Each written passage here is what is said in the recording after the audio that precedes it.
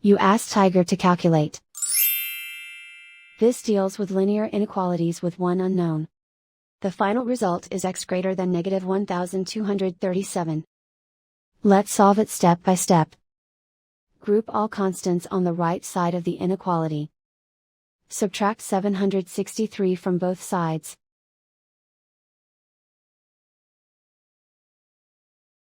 Group like terms.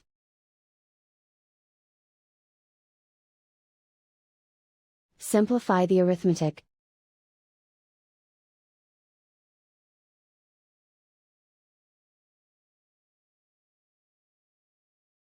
Convert the x into a positive number. Multiply both sides by -1. Whenever you multiply or divide by a negative, reverse the inequality sign.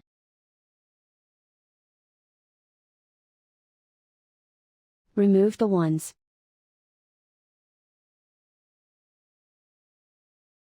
Simplify the arithmetic.